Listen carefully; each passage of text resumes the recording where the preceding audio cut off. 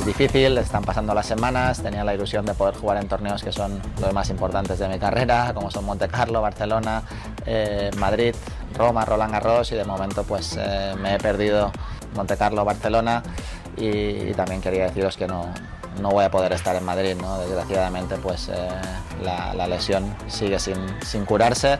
Rafa Nadal no participará en el Mutua Madrid Open. Se pierde el gran torneo de la capital porque no se ha recuperado del todo de su lesión en el psoas ilíaco de la pierna izquierda. Este anuncio ha llegado a la vez que las declaraciones en las que el cantante Iván Ferreiro ha tildado al tenista mallorquín de ejemplo de mierda por haber llegado a jugar y ganar una medalla con el pie roto. Soy Belén Montes y hoy en el debate, ¿por qué Rafa Nadal es un buen ejemplo, según los expertos?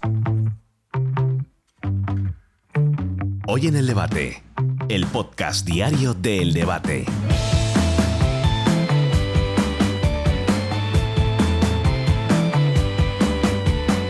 El periplo de recuperación rondaba las 8 semanas y aunque han pasado 14 desde el Open de Australia, torneo en el que se lesionó, no se encuentra en condiciones de jugar. Eso es lo que ha dicho Rafa Nadal, que ahora no juega, pero que en otra época de su vida sí que llegó a saltar a las pistas de tenis con lesiones candentes. Esto es lo que ha criticado Ferreiro en una entrevista concedida a la revista Esquire. El hecho de acudir a un torneo con el pie hecho polvo es negativo para la sociedad y para los derechos laborales de los ciudadanos, decía.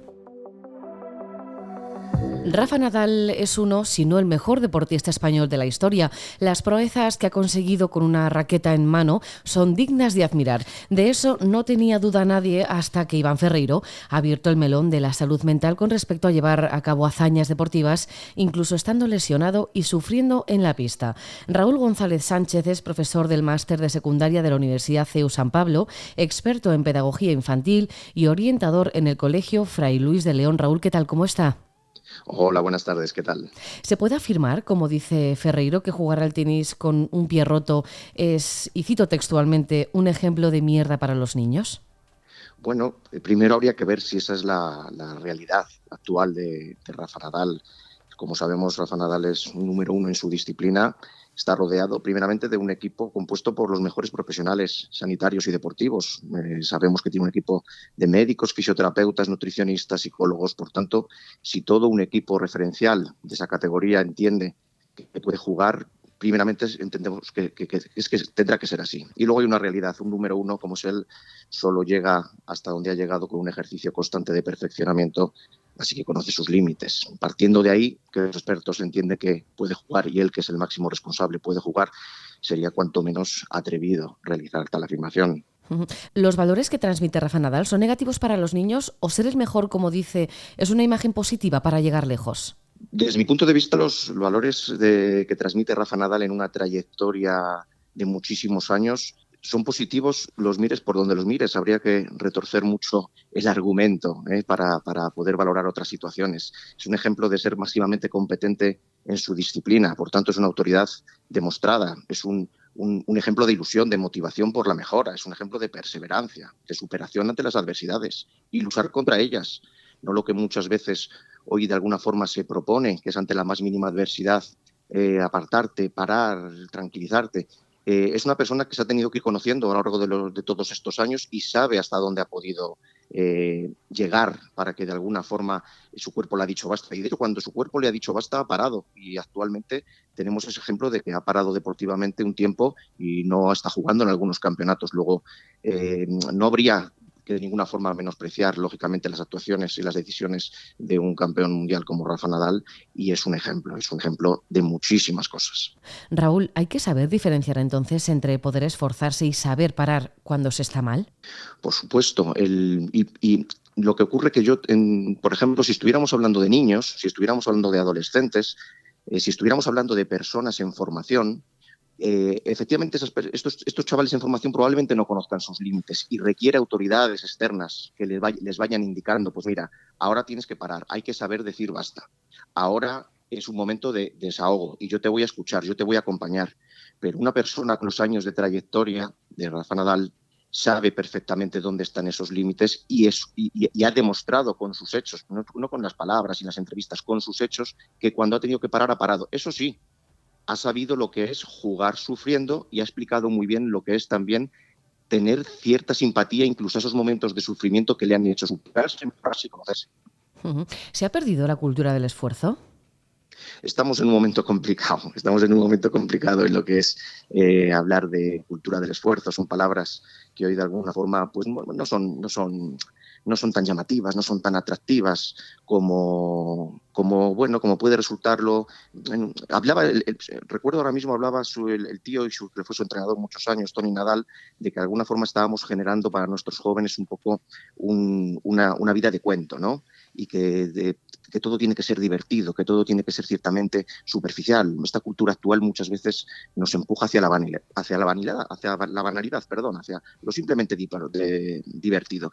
Ocurre en el deporte y ocurre en la educación. El esfuerzo pocas veces es divertido y el esfuerzo de alguna forma todos sabemos que es lo que muchas veces nos lleva a las cotas más altas. Entonces, todo lo que sea en estos campos tan importantes para nuestros jóvenes también como es el deporte y como es la educación, tenemos que invitarles a que a través del entrenamiento uno se perfecciona y uno mejora. Rafa Nadal declaró tras ganar el último torneo de Roland Garros que vive con una lesión crónica, el síndrome de Müller-Weiss. Enfrentarse a estos retos constantes con un dolor crónico ¿no le hace merecedor aún más de ese respeto y la admiración de pequeños y mayores?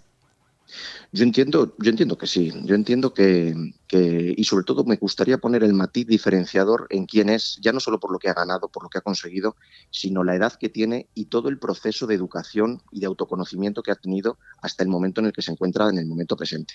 Y también lo que significa, es un ejemplo saber que en la vida a veces no todo va bien, que en la vida van a surgir muchísimos obstáculos, que vas a tener muchos problemas, vas a aprender a convivir con ellos y dentro de esa circunstancia a ver hasta dónde llegas.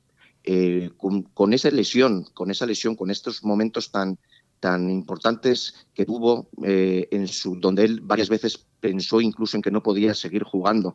Bueno, siguió y de alguna forma los resultados y sobre todo el día a día le dice que no se equivocó. Por lo tanto, desde ahí valoro también positivamente sus actuaciones.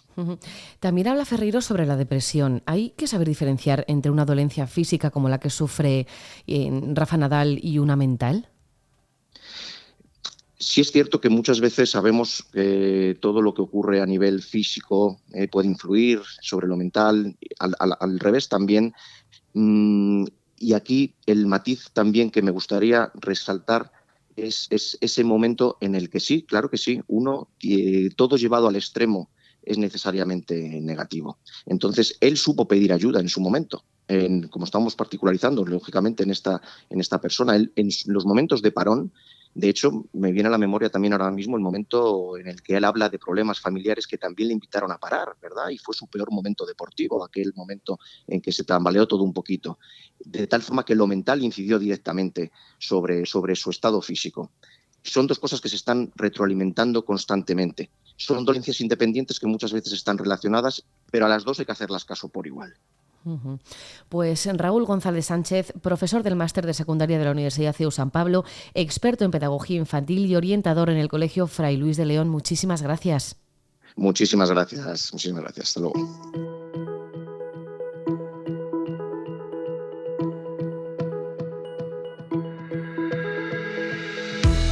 Jugar con un pie roto o tener una lesión crónica son situaciones diferentes entre las que se puede calificar de locura y mal ejemplo por no saber parar o de buen ejemplo por conseguir proezas deportivas incluso estando lesionado y con mucho dolor.